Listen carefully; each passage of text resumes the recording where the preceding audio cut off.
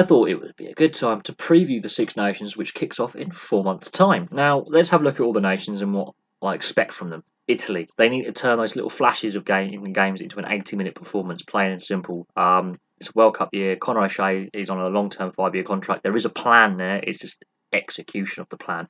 And some good young players are now starting to filter in, like Minozzi and Carlo Canna.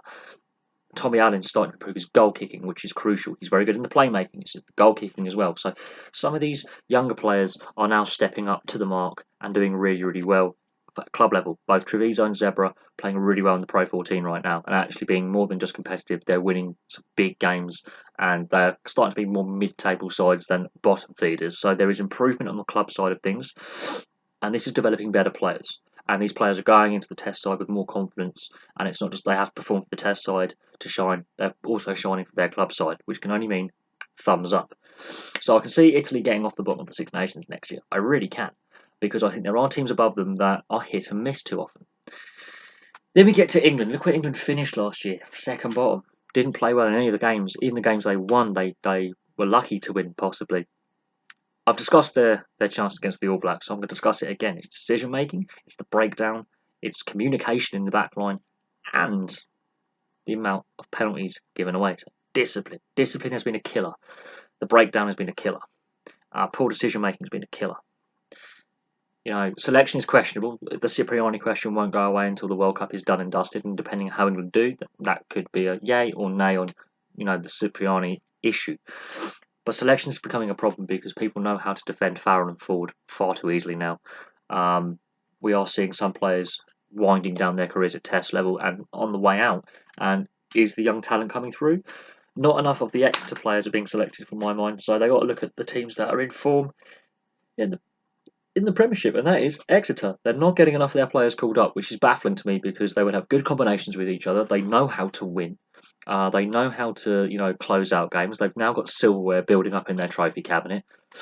Why is Eddie Jones and his selectors not looking at the Exeter players more? Is it because they're an unfashionable club, not on the historically big clubs like a Leicester or a Northampton Saints or a Harlequins, teams that are starting to decline somewhat? So that's a question mark. Selection. I can see England being better than they were last year, but at the same time, depending on how this autumn goes, I can see them getting even worse.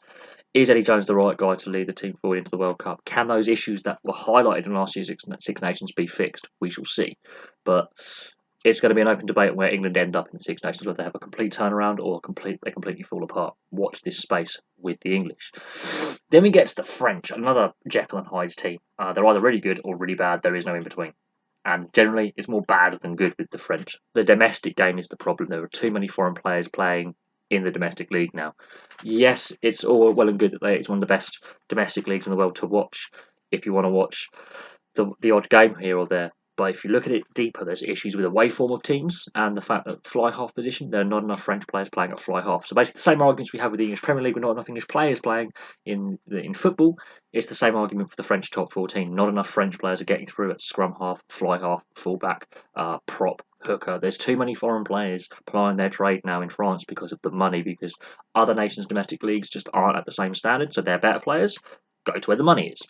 So that's something the French have to look at. On the field, if Mathieu Bastareaud is your best player for the whole tournament, that says something about the French side.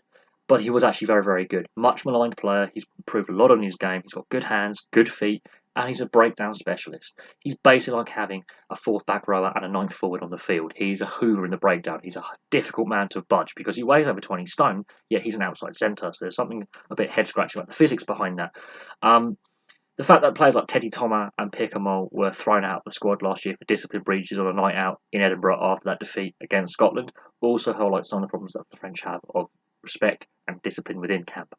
Much like England had at the 2011 World Cup, there seems to be a negative culture around this French side with lack of respect for the coaches and also, again, discipline issues. The French give away a hell of a lot of penalties. These are things that they need to fix. I know there's an issue with getting a decent fly half in that side, but at the same time, as a collective, discipline-wise, not good enough. And if you're relying on Bastareaud to be your best player, that says the style of rugby that the French are going to play. So they need to look at being a bit more balanced in their attack, power and the flair, and they've lost the flair side of French rugby, and that's a problem. That's their strength. So the French are in a crossroads, and it could be a good Six Nations. They could suddenly just wake up and get a Grand Slam, or they could be, as they have been for many years now, a Jekyll and Hyde side.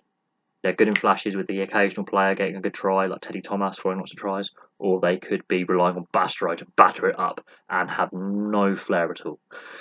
Then we get to Scotland. They're trying to be the French of the 90s with a lot more flair, and it occasionally works and occasionally doesn't work. It's all about the fly half and kicking responsibility. Finn Russell and Horn, both of them giving the silly missed passes that were avoidable. So decision making at fly half. However, I noticed something. If Stuart Hogg and the other backs take responsibility for kicking, so that's all backs, wingers, centres, fullbacks, scrum halves, guess what? Scotland play better. When they're relying solely on Finn Russell or Horn at fly half or inside centre to all the kicking, it doesn't work as well because they're under more pressure and the decision making isn't quite there. So missed touches off penalties, kicking out on the full or free kicks. They need to make sure that decision making and the execution is there. Plus, also defence is an issue for Scotland. They are regularly, as Wales proved last week, Scotland can have all this possession and then suddenly the missed pass happens, that one mistake, and at the other end of the field, and the defence is just not there. They play at a high octane pace. That's how they work best. And it starts to hit the skids when the pace of the game slows down. They seem to, instead of having the patience, they want to rush every play. When sometimes it's better to keep the patience, hit it up a few times with some forwards or the outside centre crashing the ball up, rebuild, set your back line and go again. They want to score every play. It doesn't work like that, so patience is key for Scotland.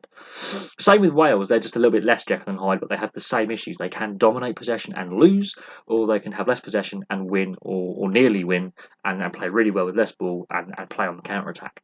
The Welsh showed that against Scotland last week in the first test for Doddy Weir and the foundation. They showed they can absorb huge amounts of punishment defensively and go on and win.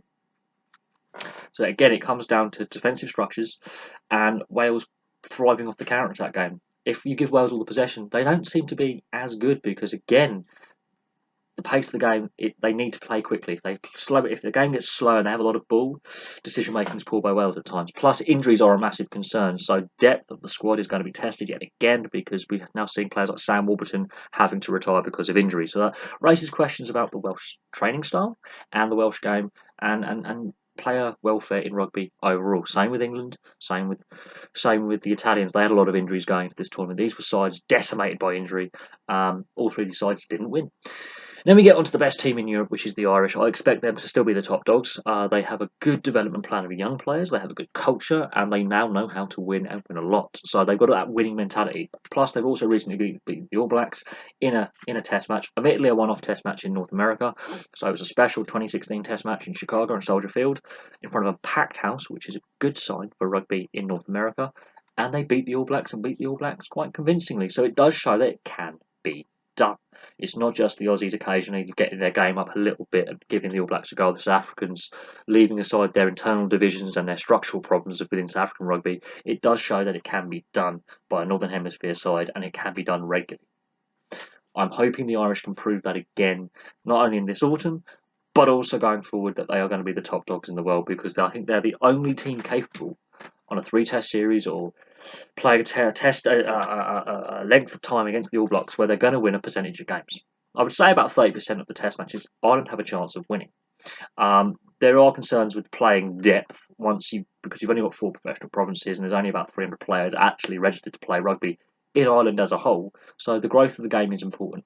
As long as Ireland keep being as successful as they are, the game can grow in Ireland, which is positive.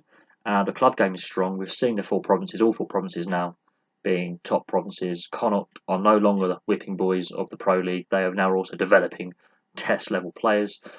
And hey, they've been steady in selection. They haven't had massive amounts of injuries, but also when they do have an injury, some of these young players like Jordan Larmour, Stockdale, you can put them straight in and they look like they have never been away from a test match before. They look like they've got 100 caps and they've got so much experience. So these young players are really, the development programme with the Irish system is working. Something that hasn't happened before. The last decade or so, since 2009, since that first Grand Slam win, the system in Ireland is working. So that's something very interesting. They've now got Joey Carberry's depth fly half, so Sexton doesn't have to play every game, and Carberry's playing some brilliant rugby himself, really creative. Bit on the small side, but guess what? He can still tackle, and he's shown in European rugby he can do that. So I think Ireland are still my favourites. The other 5 teams, it's a mix up. They could fit the finishing table could be what you want it to be. You could put all 6 names in a hat, pull Ireland out first, and then second to sixth, it could be completely jumbled. Some teams could fall back, some teams could really leap forward. Italy are going to be the weakest side, obviously, because of how they played last year, only little flashes in games. But if they can get those little flashes to become 80 minutes, they can go up the table. England, it's make or break now for Eddie Jones. They continue to go down or go up. France, who knows what's going to happen with them? They could be the wooden spoonists, or they could be the best team on the day. So France are they're the most Jekyll and Hyde team out of the lot. Same with Scotland, they're the second most Jekyll and Hyde team out of the lot. Decision making with them and defence. If they can get those things improved, they can go up. Wales, injuries are a concern and depth, but some of these players are slotting in. There seems to be a Welsh method, but Warren Gatland's reign is coming to an end, so we'll see what happens going forward for the World Cup next year. But for the Six Nations, same coach, same plans, same principles, same kind of game plan, but they need to also get those 80-minute performance again, because again, if you give them too much ball, they don't play as well. They struggle with a lot of ball. On the counter-attack over Wales, very good side. Sort of an all-black kind of imprint on the style of Welsh rugby. Give them counter-attack ball, brilliant. Give them all those possession, not always the best. Ireland are the best side. I expect them to still be first or in the top 2 or 3. I don't see Ireland slipping back. They are the best team in the Northern Hemisphere by a long way. The provincial system is working, the youth system is working, and I think the game is growing in Ireland. So there we go. Thank you very much for watching. Please like and subscribe. Place your thoughts below on next year's Six Nations, because I know we've got 4 months, but always good to get a preview in early, and I'll have some more videos for you soon.